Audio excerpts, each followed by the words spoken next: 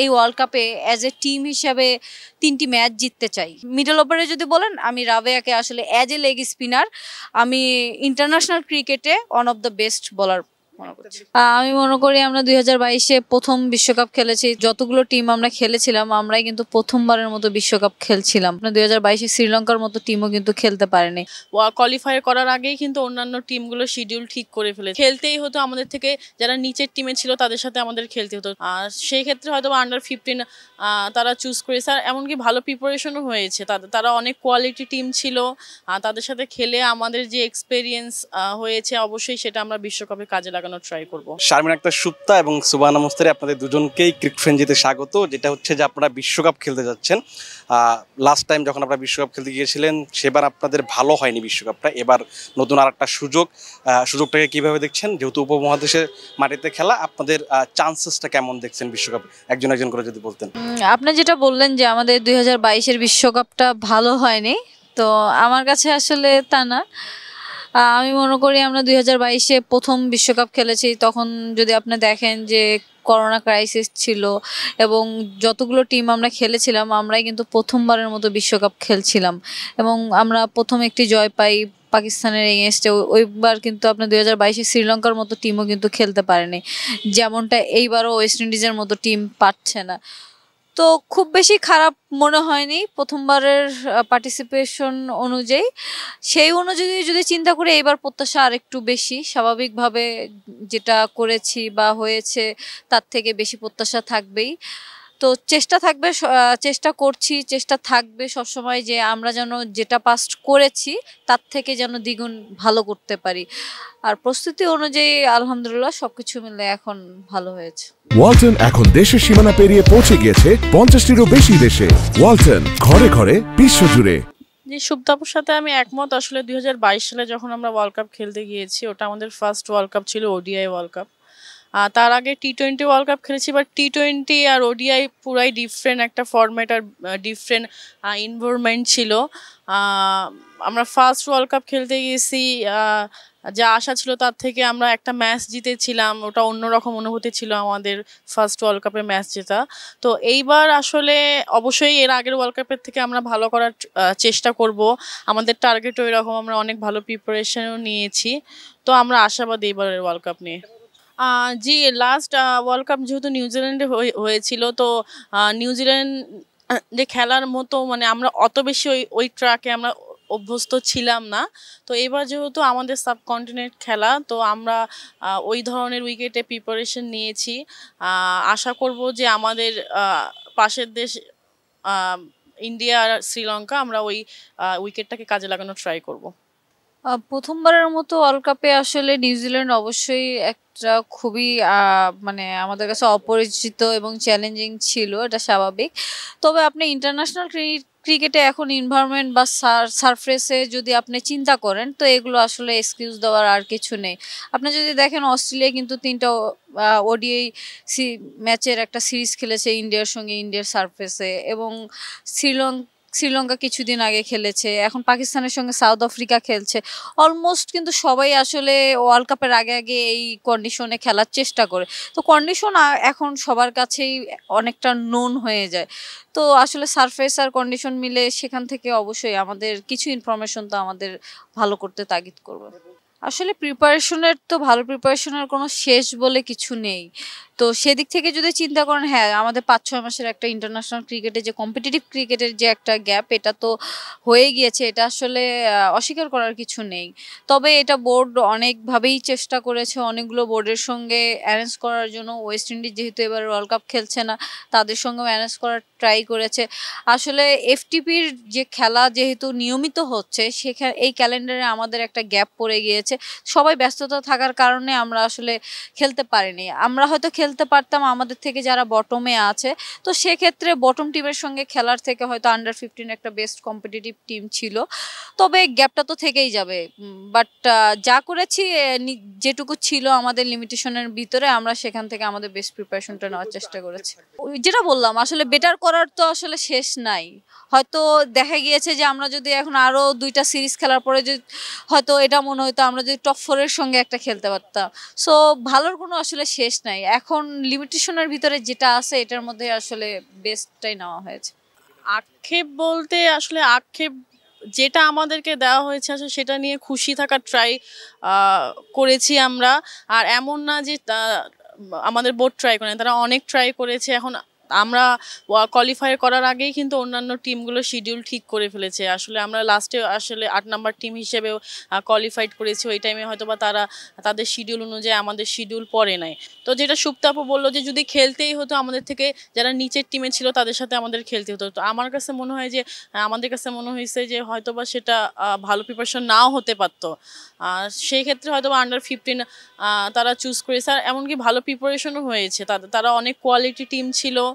তাদের সাথে খেলে আমাদের যে এক্সপেরিয়েন্স হয়েছে অবশ্যই সেটা আমরা বিশ্বকাপে কাজে লাগানোর ট্রাই করব।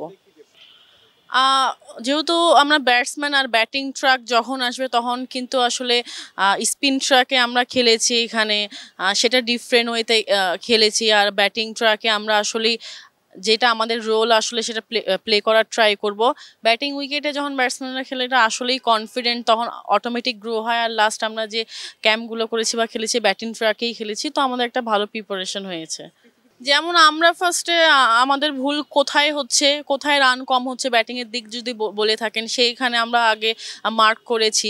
যেমন যদি আমি বলি যে যারা ওপেনার আছে তারা পাওয়ার প্লে হয়তো বা কাজে লাগানোর ট্রাই করেছে। 10 ওভার পর্যন্ত আমাদের টার্গেট দেওয়া হয়েছে, ম্যাচ সিনারিও খেলেছি, ওখানে 2-3 বার পাওয়ার প্লে হয়েছে, তারা ওই জিনিসটাকে কাজে লাগানোর ট্রাই করছে। আবার যদি ধরেন 11 থেকে 20 আমাদের কতটুকু রান ম্যাচে এসেছে এবং সেটা অনুযায়ী আমরা সেন্টার উইকেটে কাজ করতে পারছি কিনা সেদিকেও আমরা আসলে খেয়াল রাখছি। এমনকি ডেট ওভারও সেম থিং। আপনি যদি দেখেন আইসিসি ইভেন্টগুলো নর্মালি স্পোর্টিং উইকেট থাকে, তো এখানে আসলে অ্যাজ এ ব্যাটার হিসেবেও যেমন চ্যালেঞ্জ থাকে টিমের স্কোরটাকে আপনি যত ম্যাক্সিমাম করতে পারেন, সেক্ষেত্রে কিন্তু বলার হিসেবেও একটা চ্যালেঞ্জ থাকে যে অপোনেন্টকে আপনি কত কম রানে আটকাইতে পারেন। তো এক্ষেত্রে যেটা হচ্ছে শোভানা বলছিল যে প্রিপারেশনের ক্ষেত্রে, আমি প্রিপারেশনের ক্ষেত্রে বলবো যে আমরা যেমন প্রস্তুতি ম্যাচ 2টা সহ আমরা কিন্তু মেইন ম্যাচ 7টি, টোটাল 9টি ম্যাচ খেলবো। তো আমাদের যে আমরা যেটা আমার কাছে মনে হয়েছে আমাদের সব থেকে ভালো যেটা অনুশীলনে হয়েছে, আমরা ব্যাক টু ব্যাক অনেকগুলো ম্যাচ খেলেছি এগুলো, যেটা আমাদেরকে ওখানে আসলে ওই সময় আপনার ফিট থাকা এবং ম্যাচ টেম্পারমেন্টটা ধরে রাখা, ম্যাচ সিনারিওর মাধ্যমে এবং অনেকগুলো ম্যাচের মাধ্যমে ধাপে ধাপে আপনার নিজেকে প্রিপেয়ার করার একটা সুযোগ হয়েছে। কারণ আপনি হয়তো 2-3টা ম্যাচ খেলে হয়তো আপনি নিজেকে অনেকভাবেই বুঝতে পারবেন না। কারণ আপনি যখন 1 মাসে আপনার 9টা ম্যাচ খেলবেন তখন আসলে আপনার স্ট্রেংথ একটা বিষয় থাকে, ফিটনেস একটা বিষয় থাকে, সেই সঙ্গে পারফরমেন্স তো অবভিয়াসলি ফার্স্ট। তো আমার কাছে মনে হচ্ছে ক্যাম্পগুলো আমাদের এই ডেভেলপমেন্টটা হয়েছে, এই ডেভেলপমেন্টটা হয়তো ভিজিবলি আমরা দেখতে পারবো। এবং সেই সঙ্গে পারফরমেন্সের ক্ষেত্রে যদি বলেন, অবশ্যই ব্যাটার ইউনিট হিসাবে তো স্পোর্টিং উইকেটে অ্যাজ এ ইউনিট যদি আমরা ভালো যদি স্কোর না করতে পারি ম্যাচ জেতাটা আসলে অসম্ভব হয়ে যায়। তো সেক্ষেত্রে আমরা অ্যাজ এ ব্যাটিং ইউনিট আমরা চেষ্টা করবো এবং ওইভাবে আমরা প্রিপারেশনটা নিয়েছি যে আমরা কিভাবে ব্যাটিং ট্র্যাকে কিভাবে রান করা যায়, আমাদের বোলারদের উপর আমাদের ওই ফেইটটা আছে, তাহলে আমরা খুব সম্ভবত অনেকগুলো ম্যাচই আমরা জয়ের সাফল্য আনতে পারবো। আপনি আসলে ইমপ্রুভ করার তো রেগুলারই একটা জায়গা থাকে, তবে যেহেতু আমি প্রায় 1 বছরের মতো দলের বাহিরে ছিলাম, তো অনেক সময় দেখা গেছে নর্মালি আপনার রেগুলার ক্যাম্পে বা টিমে থাকলে দেখা গেছে অনেক ম্যাচের মধ্যে আপনার অনেক কিছু চেঞ্জ করার সুযোগটা থাকে না। তো আমি যেহেতু একটা লম্বা ব্রেক পেয়েছিলাম, সেখানে আমার উইক জোনগুলো নিয়ে আমি একটু কাজ করার চেষ্টা করেছি, যেটা আপনি বললেন আরবিডব্লিউটা নিয়ে আমি অনেক বেশি কাজ করার চেষ্টা করেছি। সেই সঙ্গে যে ব্যাটিংয়ে যে ইন্টেন্টটা ধরে রাখার জন্য যে কিভাবে রাইট ইন্টেন্টটা কিভাবে বাড়ানো যায়, কারণ এখনকার ক্রিকেটে আসলে আপনি যদি দেখেন স্ট্রাইক রেটটা অনেক বড় হয়ে দাঁড়িয়েছে। তো স্ট্রাইক রেটটা কতটুকু ডেভেলপ করা যায়, স্পিনের এগেনস্টে কতটুকু ভালো খেলা যায়, এই ছোট ছোট বিষয়গুলো চেষ্টা করেছি, স্টিল চেষ্টা করছি বেটার টিমের সঙ্গে আরো কত বেটার করতে পারি এগুলোই। হ্যাঁ, জুলিয়ান উডের সাথে লাস্ট 3 বা 5 দিন আমরা কাজ করার সুযোগ পেয়েছি। তো ও খুব স্পেসিফিক জিনিসগুলো নিয়ে কাজ করছিল। যেমন পাওয়ার হিটিং তো সে অ্যাডভাইস দিয়েছে, এছাড়াও পার্সন অনুযায়ী তার কাছে যদি মনে হয়েছে যে স্পেসিফিক তোমার এটা প্রবলেম, তুমি এটা চেঞ্জ করলে হয়তো বা তুমি ভালো খেলতে পারবা, এইসব জিনিস নিয়েও ও কাজ করেছে। এছাড়াও পাওয়ার হিটিং কোথায় থেকে আমরা শর্টস করলে কত দূর বল যাবে, এছাড়াও তার যে ইনস্ট্রুমেন্টগুলো ছিল সেগুলোও আমরা ইউজ করেছি। তো আমার কাছে মনে হয় যে যদিও বা এটা ওডিআই ফরম্যাট বা আমরা তার এই টিপসগুলো হয়তো বা ডেথ ওভারে গিয়ে কাজে লাগাইতে পারবো। তো যতটুকু আসলে ওডিআই ফরম্যাটে কাজে লাগানো যায় আমরা ততটুকু কাজে লাগানোর ট্রাই করব। এই বিশ্বকাপে অবশ্যই নিজেকে অন্য জায়গায় দেখতে চাই, কারণ ওডিআই বিশ্বকাপ এটা আমার সেকেন্ড টাইম, হয়তো বা ফার্স্ট টাইম আমি অনেক এক্সপিরিয়েন্স গ্রো করেছি। এবার অবশ্যই আমি ব্যাটসম্যানের মধ্যে টপ 5-এর মধ্যে দেখতে চাই। তো আশা করি ওইভাবেই খেলবো বা ওইভাবেই আমার লাক ফেভার করবে। আর এবার আমি ব্যাটিংয়ের দিক থেকে অবশ্যই জ্যোতি আপু আমাদের যে গেম প্লেটা করে এটা আমাদের জন্য অনেক ইম্পর্টেন্ট আর সবসময় করে থাকে।